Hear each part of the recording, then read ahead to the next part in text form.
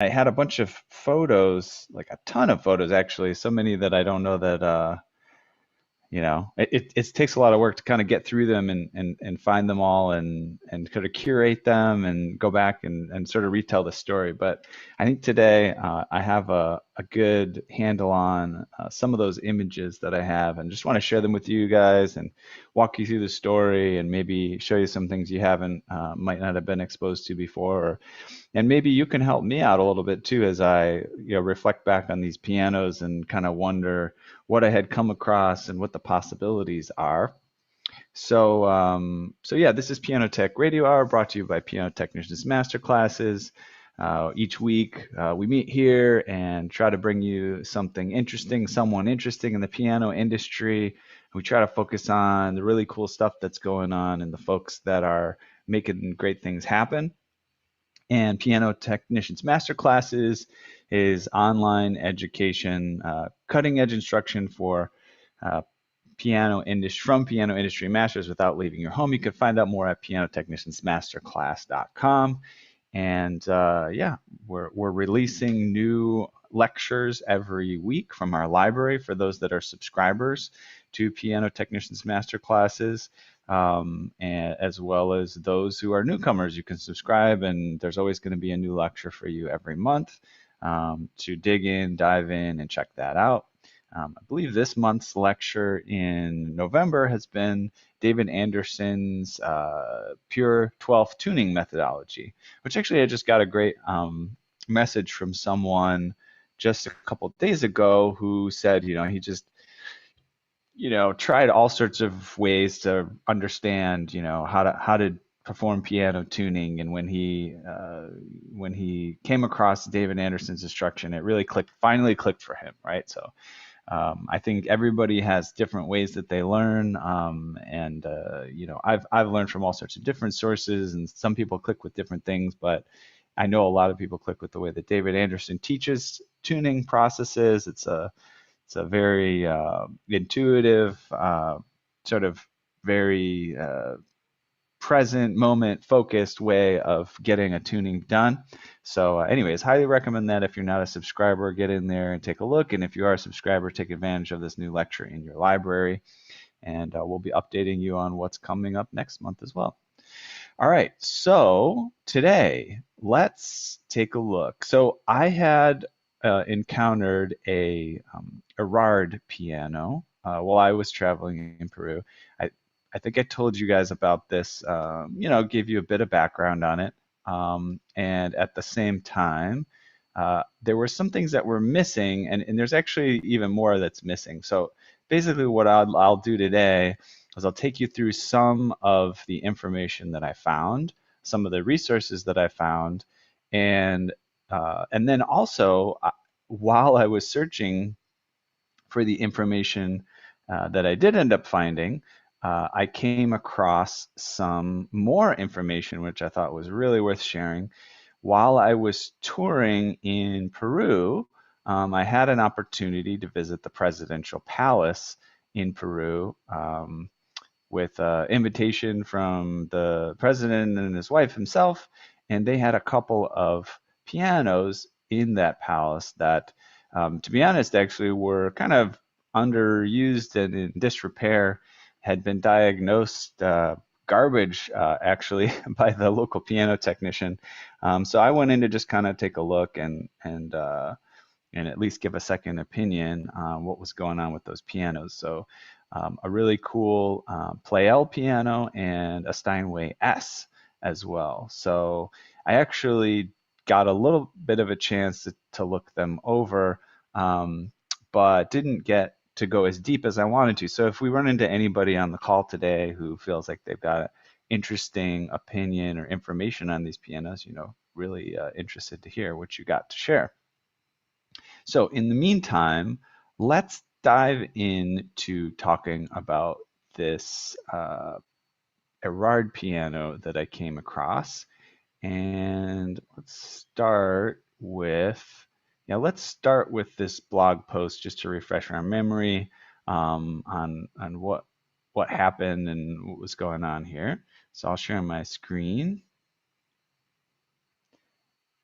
Okay, and we'll get into, there we go. Okay, so basically the story as I told it is, I'm hanging out in Lima, Peru, which is not where we lived primarily, but it was a central, of course, location that we returned to quite a bit, and actually just had to visit this bookstore just because we needed to find a book, actually from my wife who's doing some anthropology research, and lo and behold, as I accompanied her to the bookstore, we came across this really interesting Errard piano. And basically, that day I didn't have any tools or anything. Just kind of had a chat with the store owner about its history. We found out that it likely came as a gift from an ambassador, I believe, from Chile, to the owner of the store as one of her, grandparents or something like this. Maybe even, yeah, I think it was like her grandfather or something like that. And the piano had been in the family for a while, and ended up that they just had it here, right in the center of this bookstore, maybe being used a little bit, maybe sort of just a curiosity, a piece of furniture. You can see there's a little music book on there, so it was open to be played, but really nobody was taking care of it or anything like that. So it wasn't until months later when I was able to revisit the piano and actually bring some tools and take a look and get a deeper opinion of this piano. And I think I went through some of these photos a little bit previously, but very interesting to look at just kind of what's going on with this piano. It's definitely different than the action of today. Of course. Although I believe this piano was from around 1875, and although Errard, the maker of the piano, was not himself alive when this piano was made, he was the inventor of basically the repetition mechanism in the piano. So it's very interesting to take a look at it, and it's not the original designs, but it gives you some interesting look at the way piano actions may have looked at the time in 1875, and especially from his atelier. So, just a couple things I notice here. It's definitely different and maybe in some ways more sturdy, I don't know, than our typical action today. These appear to be made of metal, or they are made of metal. I'm not sure what metal, maybe steel could be, in terms of sort of like a back check mechanism, but it's sort of on the other side of the hammer. And if you were able to get a closer look to that, there's actually some grooves that are permanently created within the metal structure here. So it kind of acts like that buckskin, a sort of friction point of resistance where the hammer can get caught, but it's way, way more permanent than the buckskin. It's not going to wear away. And if anything's going to wear away, it's going to be the hammer. Also interesting to see, though, the hammer itself doesn't look like it, who knows how much it had been used, but it did not look like it. The hammer itself, although it looks old and worn by weather, it doesn't look like the mechanisms of the of the back, what I would call the back check or sort of the catcher or something like that, wore away the hammer too much. So that's interesting. You can see on the back of the keys here, again, a slightly different mechanism uh, for lifting the dampers than we're typically used to. Also, something interesting here when you look at what we would call the capstan area. I believe this was actually directly connected, and that caused a little bit of a puzzle, for me that I wasn't able to solve at the time. Just kind of, how this all gets regulated and taken apart and put back together and so on and so forth. So very interesting to take a look at that. Clearly, there's been some felt that had to be replaced here on the, what you might call the hammer rail, and also I've seen this before. The layering of material within the hammer is a bit different than we might see today. There's various layers of different materials. Perhaps I didn't get to sort of analyze it and take a look at it. And again, maybe some folks on the call are a little bit more expert in this, but maybe various animal skin layers in addition to a felt layer. So interesting to look at. And of course, we also note that everything's made of wood here in the main structure of the structural mechanism of the piano. So you don't have the action rail that's made of metal, and that could be sort of an opening for warping and changing of shape more than we would typically have today. But I guess that's just, that's what you had available. So it's very interesting to take a look at that. Now, yeah, and of course, Errard, the repetition. I'm actually trying to think now what the origin of the repetition lever itself was invented by Errard, but then Cristofori was the one who just created aspects of the piano where we could have various volumes, right? So there's some sort of repetition mechanism which I'm not able to like draw out at the moment here, that was available, or some sort of nuanced of the action that was available when Cristofori invented it, but at the same time, Errard famously added the repetition lever as a major contribution to the evolution of the piano. So basically, these are just some photos from the rest of the day there of visiting that piano. But so what I was able to dig up, this article was more for a general audience. I was able to dig up at least a handful of collateral photos from that piano, and I think I have more. So I will look for those at some point. But let's just kind of take a look at what I do have, because I think it'd be fun to share it with you. So I'm going to stop sharing the screen real quick. Let's see. Do those back checks go through the hammer shank? Yeah, they go through the hammer shank. And so I don't know that I have a photo of it, and just from my memory, it would almost be similar to the way that the jack goes through the repetition lever. That like the hammer shank had like a widened area with a hole in the middle of it where those sort of back check type of devices could go through. So yeah, I thought that was very interesting. And Larry Lobel clarifies for us, Errard's main invention was the double escapement. So thank you very much, Larry. Appreciate that contribution.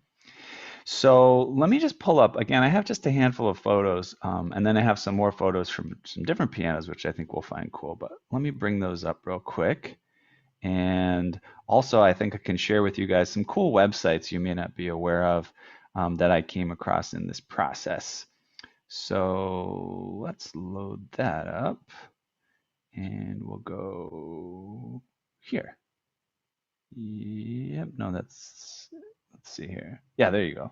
So first of all, I definitely have some more close-up photos, and I probably even have some closer photos of how that backtrack mechanisms work. Just got to search through all these files. But I do have some closer looks at the piano itself in the location here, so you got to kind of get a sense of its condition and its structure. Sadly, these beautiful pianos in Peru, I think, it depends on the location. There's certainly older pianos, antique pianos that get beat up here in the United States as well. But it's that much harder in Peru with less piano technicians, with less knowledge available, for somebody to actually take care of this piano and keep it in good shape. So it's kind of one of those things. We all have those fantasies as piano technicians of the piano that you take on as a project and make it cool. So this is one of those that, I think I've probably completely let go of that fantasy, but just had the fantasy of maybe refurbishing this piano or having some role beyond what I did, which was just kind of tune it up and make a few tweaks. So you can get a sense of how the look of the piano. You can see what the strings are like. You can see how the lid is held up with the stick there. Now, this is an interesting thing maybe to observe. Every string here is individual, so there's no sharing of string lengths between two pins as you find in modern pianos. Every single string has its own hitch pin, and it's got a a winding there at the end of the hitch pin, and it's just repeated over and over again for every single string. And yeah, it looks like if you do take a look at it, kind of looks like everything had been painted over at some point. I'm guessing that is an attempt at restoration and not part of the original construction of the piano. Um, Here's a good look at some of the strings and the wound strings. Again, I'm not positive um, whether this kind of kinking pattern at the end of the string here is on purpose or it's due to a bit of wear and tear in the string itself, but you can definitely get a sense of the condition of the strings, and you can definitely see that they've been then worn quite a bit over the years. And then also below there, you get a really nice close-up look at the hammer flanges and the conditions of those. And again, you could see the screws that hold in the flanges, and here this looks to be sort of the drop screw mechanism, I suppose. I'm guessing right there, but I don't remember exactly if that is the case. I don't know what else that would be. Another look at the piano's interior and the condition. Here's a good look at the strings. Of course, this is a straight strung piano, so there's no overstringing in this piano. I don't think that had been even invented yet. And again, everything's really not in the greatest shape, but it's still being held together. So here's kind of one of the interesting parts that I came across. So I would share this. I shared about this on Facebook and got a bit of interest and just tried to kind of spread the word about what was going on. So I did get tipped to some websites, which I'll actually share in a minute, maybe put some links in the chat. And just you can check them out. I think it could be fun, something fun to take a look at in a little bit of free time you might have. So basically, um, this is actually true for multiple piano makers and designers. They have records, of their catalog, of their sales and things like that that have been archived and taken photos of. And so I brought this up last time, but I didn't get a chance to find the photos, and here they are. So let's zoom in and take a look. And this is pretty cool. So it's an actual page from the book, and I'll try to bring up the website. Maybe we can take a closer look, because this isn't. You can actually zoom in quite closely and get a high resolution look at these things, and maybe that is some of my pictures as well. So you get like serial numbers of the piano, you get the name of folks that bought the piano, you get the address at which they were delivered. Let's zoom in here. So this is a little bit better. So do I have the serial? I don't know if I have the serial number offhand of this particular piano. Like today, I do have it. I'm not sure if I have it on hand, but that's unfortunate. 1875, that is the listed date. Let me see if it just happens to be in these pictures. Yeah, it's not in these pictures right now. Okay, let's go back and take a look. But I believe it's one of these pianos on this page that I'm showing right now. And I believe these are the serial numbers. And 1876, I believe this is the month and the year. And then over here, it looks like it's a repeated name. And so that's probably, someone that's working at the organization. And then over here on the right, I believe this is the address that it was delivered to. And here we go, 1876. Yeah, it's probably one of these four pianos. And then look here on the right, we have December 1878. Maybe this is the date of delivery of the piano. I'm not sure. And then this is where the address is listed. So let me show you some cool stuff here. I'll unshare the screen real quick, and let me pull up some websites that I think are kind of cool, and I'll share the links. So first of all, let's take a look at this one. Archives Musée Philharmonie de Paris, right? So let me put that link in the chat so you guys can take a look too while I'm bringing it up. And I believe this is the one. I didn't get to actually look back and find the link that was originally shared with me, but I think that's the link that was originally shared with me with these kind of records. And so I'll open that up, and then we'll take a look at what we got there. I'll share my screen. There we go. Yeah, so I'm picking English, so hopefully we'll get a rough translation of what's going on here. And take a look, just peruse a little bit and see, maybe we can even find something similar to what I have in these photos. So digital collections from the archives of luthiers and instrument makers. Errard, Pleyel, Javot. Those were very well-known piano makers in France. These are luthiers. Okay, so let's try clicking here. And archives. Ooh, is it not in English right now? Access to archives, presentation of the funds. So let's go to access to archives. Okay, and here we see Errard. We have Pleyel, and we have Javot, and I guess we also have Board.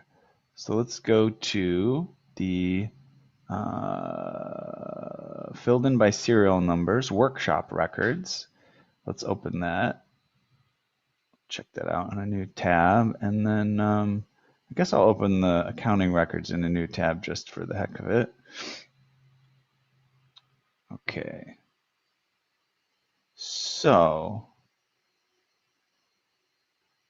So here's the serial numbers.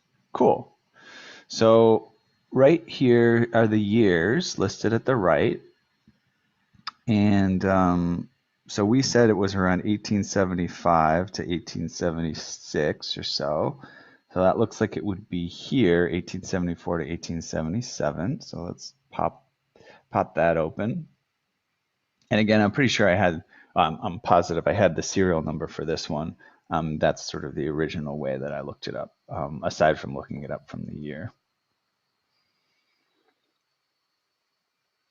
So looks like that's taking a second to load. So let's let that load. And then what I'll do, we'll shift topics real quick to something related, which I think I'm interested in your all of your opinion on things and just taking a look at this stuff together. So as I mentioned, we got to visit the presidential palace in Peru towards the end of the trip.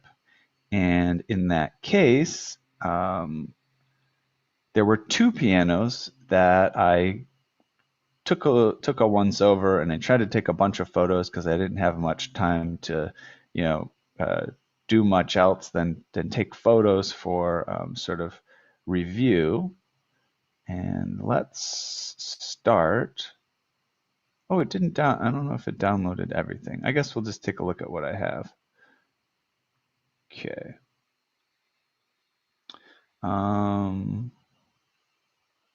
Maybe we'll start.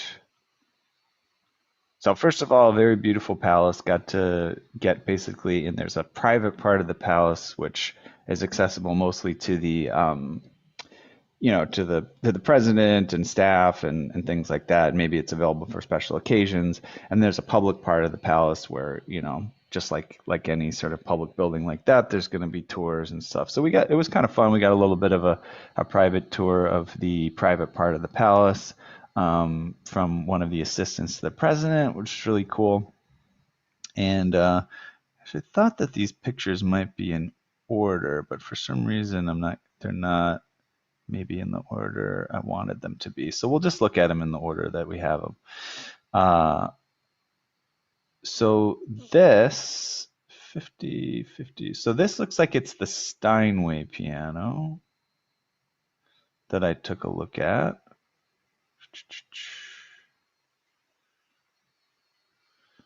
Yes, it is.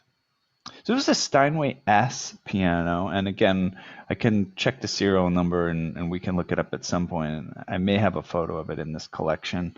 But here's a look at the keys. The I'm not sure what these little dots here are. I found that kind of interesting. I've never seen that on a piano. Maybe it's something functional. Maybe it has something to do with being refurbished or something. If anybody has any ideas, let me know.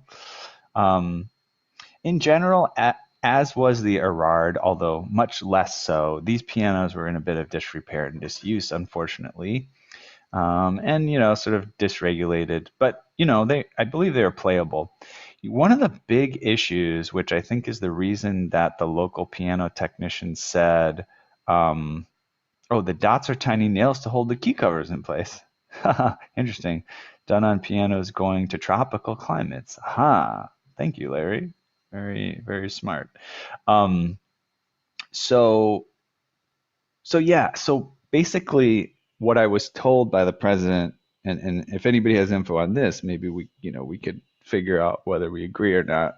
A local piano technician took a look and said these pianos are basically garbage, and I think I didn't get the details as to why, and of course you can see they're, I don't know if I would call it garbage just from looking at it, but if you went and looked at the soundboard of the piano and some of the keys, I believe, and the wood of the piano, um, some kind of bug or vermin got in there and basically chewed away pockets.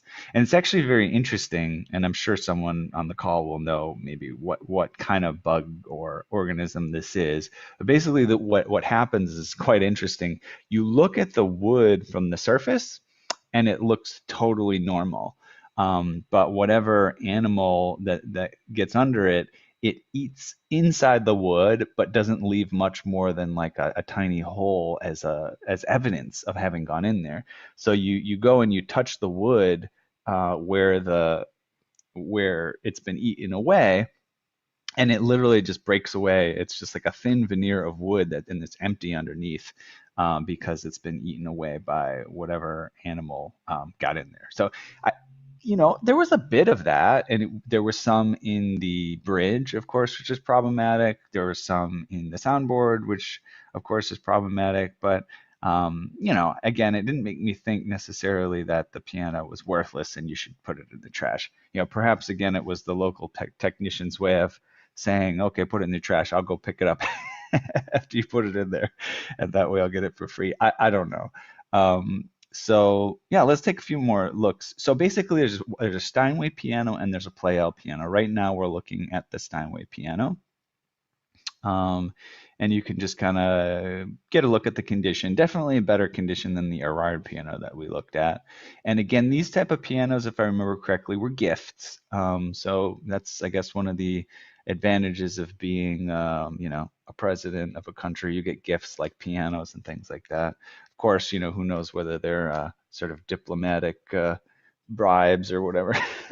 I don't mean to make it sound like it's covert things going on, but I don't, it's just interesting to see how, pianos and instruments and things go to build relationships, right? And grow, in the most positive sense, friendships and alliances, between countries. And so music and instruments can act as a bridge between people, and that's really interesting. So here we can get a good look at the strings on the piano and sort of the general insides there. Here's a look at the dampers. Again, it looks like they've been exposed to a bit of humidity over the years and not in the greatest of shape. Of course, the soundboard's pretty dirty, considerably dirty there. It interestingly had, it was a small piano, it's an S. Interestingly had these kind of custom legs on it, which are pretty cool. And there's me sort of taking it apart. Here's a look at the keys of the piano. Again, as Larry said, there you go. Just tapping some little nails there and help keep the key tops attached, and so that's interesting.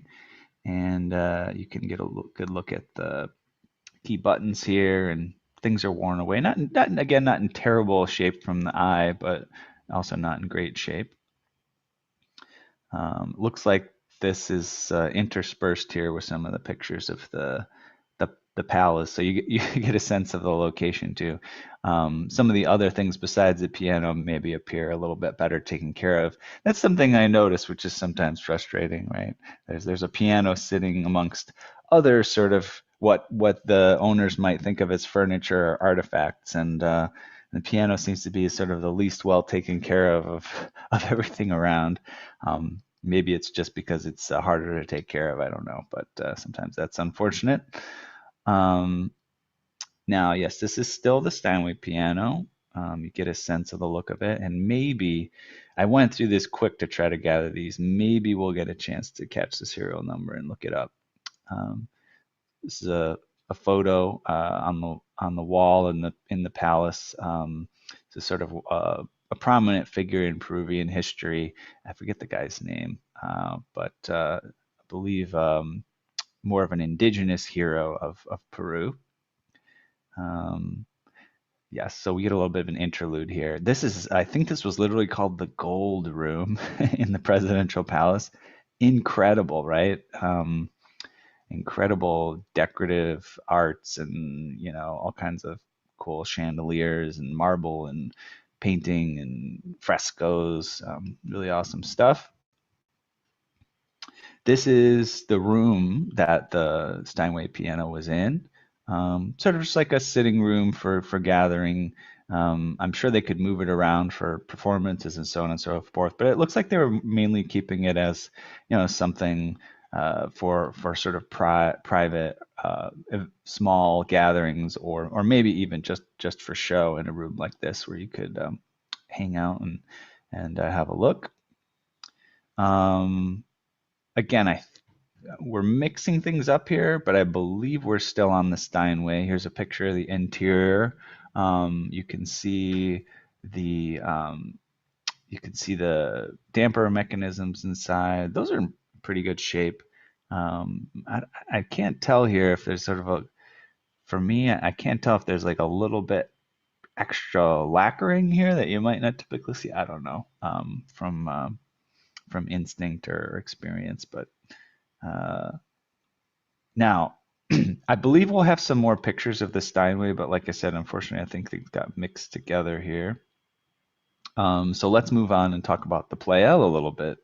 Kind of interesting to bring up here that in Peru, I found it interesting to note like what pianos make it where in the world, right? So in the United States, it's been pretty consistent. Steinway is sort of the name in pianos. Of course, people think about other pianos. They think about Bosendorfers and, of course, some of the more recent makers, Italian makers and things like that. But I don't know. For me, I think the name Steinway carries a lot of weight in the United States. And you'll see, I've seen Pleyel pianos, for example, in the United States, but I don't know that I would run across them as commonly, right? Whereas maybe in Peru, I might have seen a couple more than I typically would when I was in New York City or Chicago or something like that. Maybe it has to do with the class of folks that were purchasing these pianos. Maybe it has to do with the sort of diplomatic connections between countries. I definitely saw a lot more German pianos in Peru than American pianos in Peru. So Pleyel is this piano, and again, from my understanding, Pleyel was not only a piano designer but more of a artist and furniture designer as well. So those pianos kind of had a certain aesthetic to them, which is kind of cool.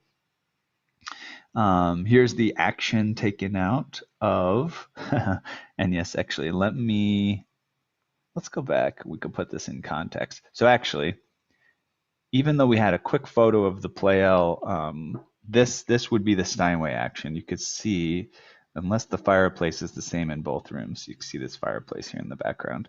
So I believe this is the Steinway action. And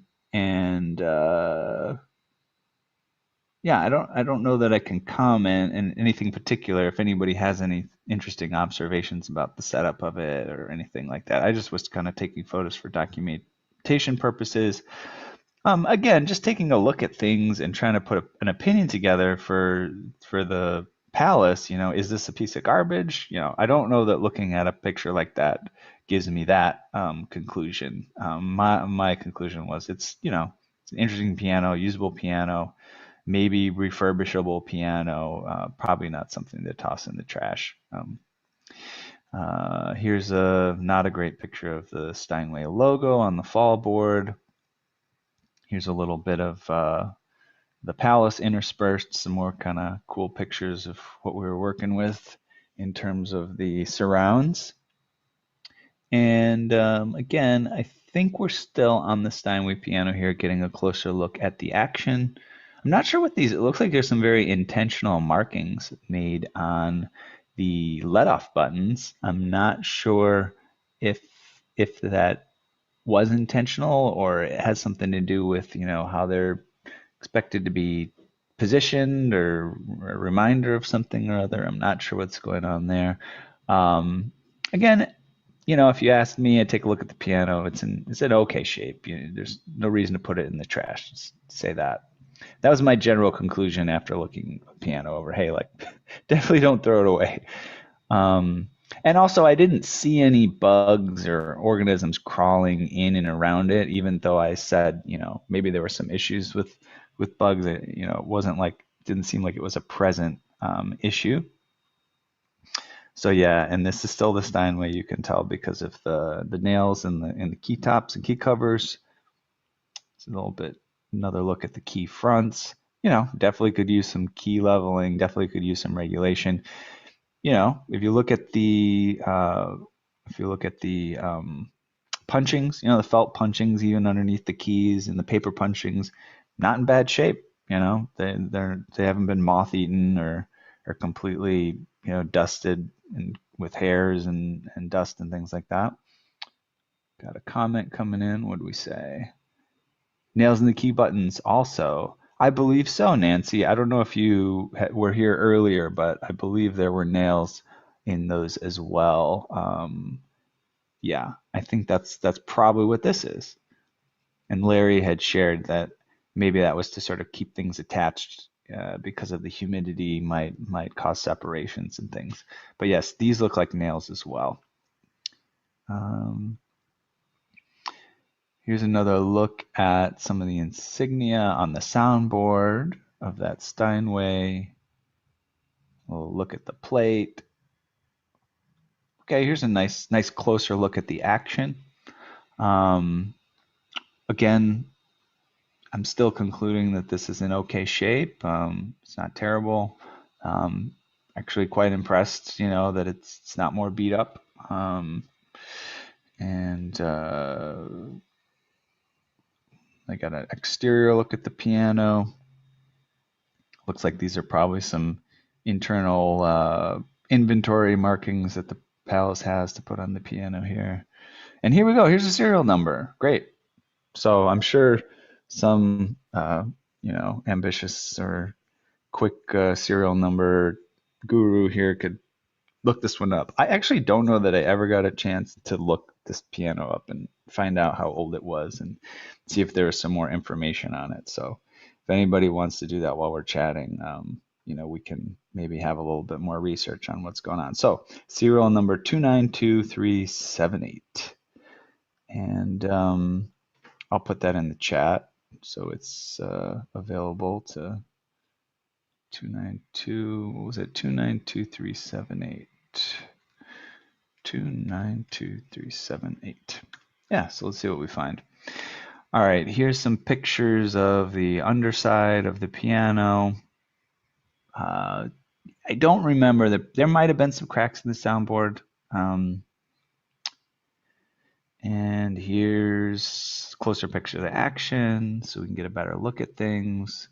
Yeah, even the knuckles aren't in great shape, but they're relatively rounded and not compressed or beaten up terribly. Definitely probably hard to regulate these. What would that be? I can't think of the name of it. The jack regulation button here. Um, that might be a little bit tough to do given the compacting of the felt and so on and so forth. But yeah, looking like everything's in okay shape there. More pictures of the underside of the piano. More pictures of the front of the piano. More pictures of the damper mechanisms. Looks like they're in okay shape.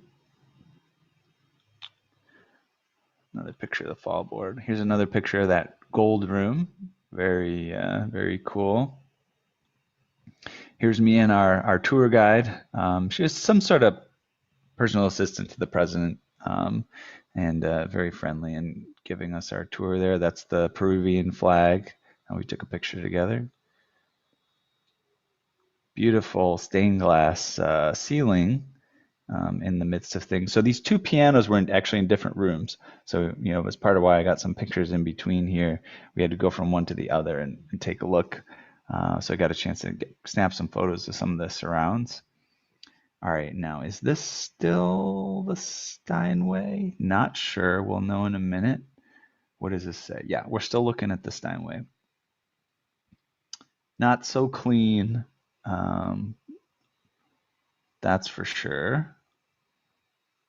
There's another cool picture of a staircase and some stained glass ceiling. Here's another cool setup. Must have been close to Christmas time. I guess there's a Christmas tree over here. A little bit of the Steinway logo on the plate there. Yeah, definitely. This seems like another case where maybe there's even a little bit of paint that just kind of sprayed over the pins and strings. I can't tell. Maybe a little bit annoying that might have happened, and definitely kind of dirty. But yeah, again, that's what happens when you don't have a lot of technicians around to take care of things like this, and it's not a priority in the location that it's in. More pictures of the action. More pictures of the palace. Yeah, really cool stuff there. It's a little bit of a balcony with that stained glass ceiling on top. Damper's not in great shape. Probably functional, but probably not the best sounding or functional dampers. Corrosion on the strings. Okay, so now this has play-all on it. So let's shift topic to pianos. Let's look what Donna Bird said. Don't know what company invented the sloping waterfall keys for Tropics. Guess is that the method using nails and keeping the traditional straight key top front would be preferable for most pianos. I didn't realize that was a thing for the Tropics, the waterfall keys. All right, let's look at this Pleyel piano. We have a little bit of time left. Beautiful piano. Also, I love the Pleyel, the way they weave the logo name into the plate there. That's really cool. Get another look at the logo. Here's a little bit of the background. Beautiful room. Closer look at the plate. This, I'm guessing, goes back to the Steinway because it looks very similar, right? I think we just jump back to the Steinway piano. Another image of, I believe, that gold room in the palace. Now we're jumping back to the Steinway. I don't know why they're getting mixed together. Steinway piano. Can't tell whether this, I'm guessing this is the Pleyel. I'm not positive. We already saw this photo. Closer look to the Steinway action. Nothing outstanding there. More looks at the building. And this is the Steinway, I believe, because it doesn't have that Pleyel in the plate. More of the Steinway. This would be the pedals, also in okay shape. All right. So I guess I wasn't able to download the Pleyel pictures. I did find a bunch of them online, but I wasn't able to download them right now. Did anybody get a chance to look up that serial number? 1938. Okay, so not terribly old on that Steinway piano. Let me see here if I can. I'm gonna stop the share real quick. So yeah, pretty fun stuff. It's interesting to explore these. Okay, actually, now that this has loaded, let's take a look at the Errard record book. Cool. So this is 1874 to 1877. I believe that one that we were looking at was 1876. So we'll probably just, I don't know if we'll find the exact one, right? But let's just jump maybe to page 3, I guess. More likely to hit that 1876. Pop in here. Yeah, and just to give you a sense of the kind of cool stuff you can find, you can zoom in on this. And yeah, you can get super close, high resolution photos of these record books. And if you can read their handwriting, great.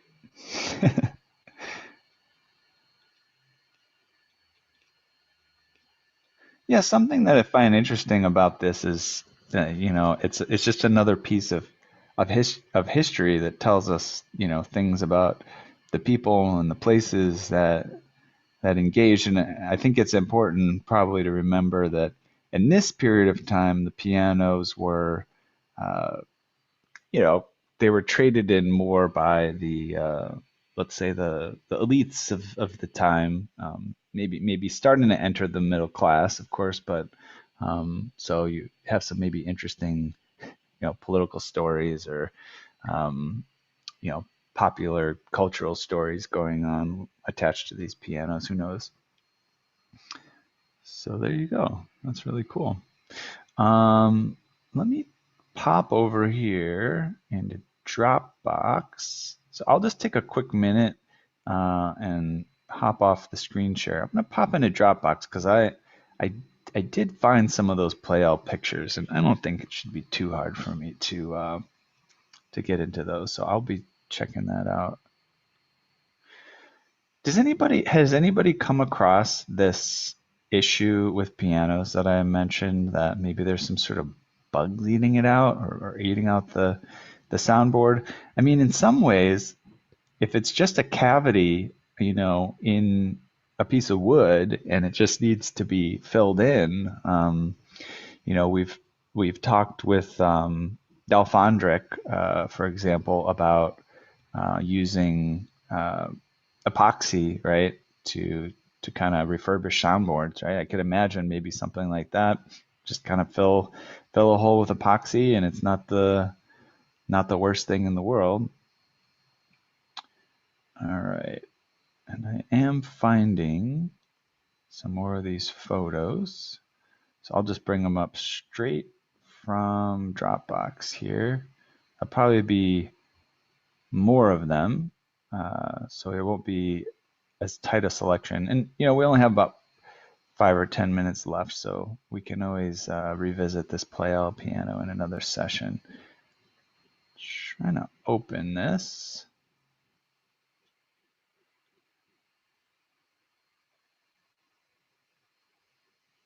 There we go. There's that. See how quickly these are going to load. Okay, not bad. Sharing my screen again.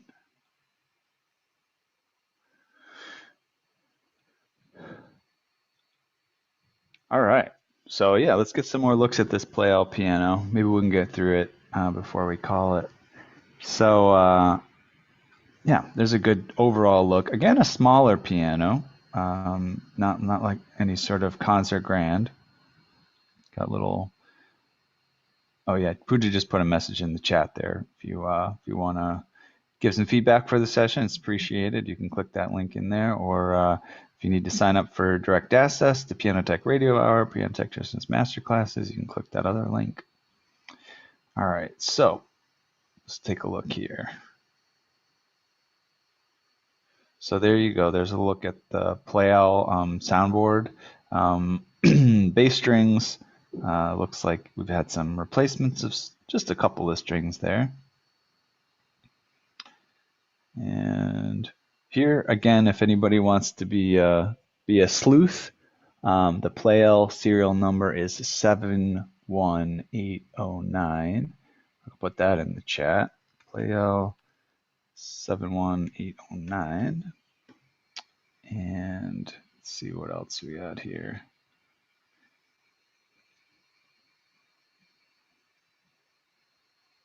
Yeah, there's that logo. I really like it. It's very beautiful. And I was just reviewing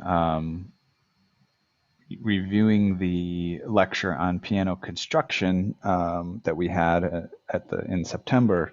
It's very interesting to kind of hear about how the plate's designed in different ways, that different parts of the design that are important there. So if you feel like reviewing piano design content, I recommend that lecture. I've been going back through it. All right. So you got this kind of squared off edge on the piano case, just sort of a unique transitional design element there.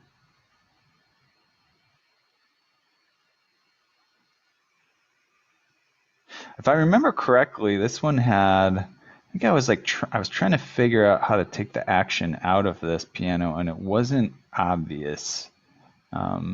So it took a little bit of sleuthing to figure out. It wasn't a common way of removing things. And I think I've maybe dealt with that also on Play-L pianos before. Sometimes the design of them is not in alignment with what you're used to coming across. Yeah, I think here's me like saying, how do I open this up? Tug on this thing, or I don't actually remember how it opened up. Yeah, I think that's me being very confused. Eventually did get it opened up though, I believe, and we might get to some action pictures. There's me in the room.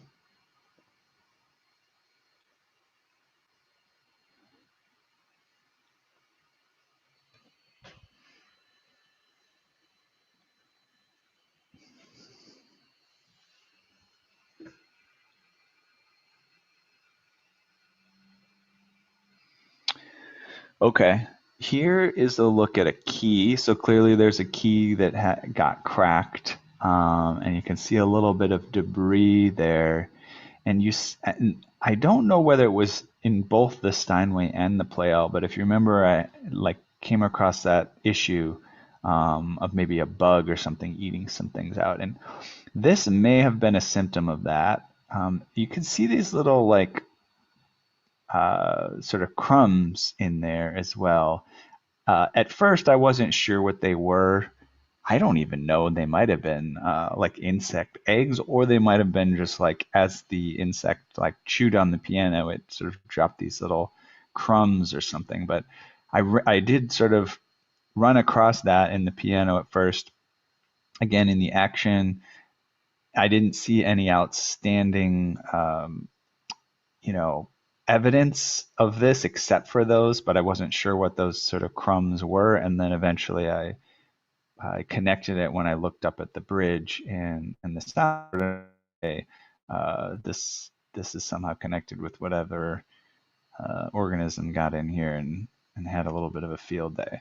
So you can see I finally somehow figured out how to remove the fall board and get the action out of the piano.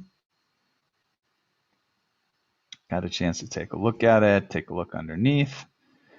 And actually this reminds me, I had sort of Google Glass camera. I probably have some pictures from a totally different angle as well. And so that's kind of what I'm saying. I've got quite a bit of content here to filter. Got a chance to take the piano out, get it on the floor, take a good look at it.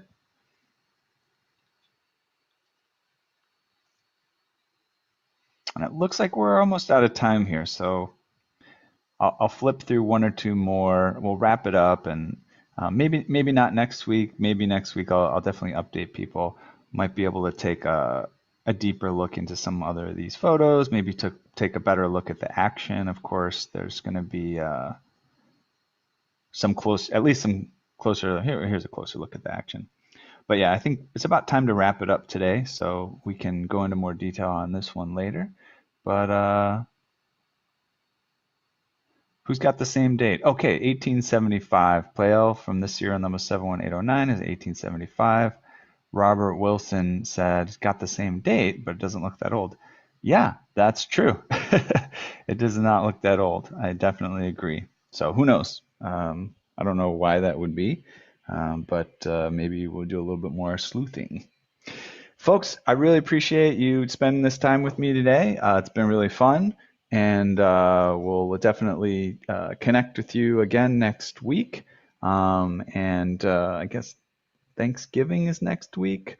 I think we should still be able to do the session. So without any other notice, I'll plan on seeing you here on Saturday, and we'll connect again. And we may go into deeper on the Pleyel, or I may have some other content that I can share, or we may have a guest. I don't have a plan for next week yet, so I'll let you guys know in an email this in the middle of the week what's the plan for next week. So thanks again, everybody, for joining us, and we'll see you again soon.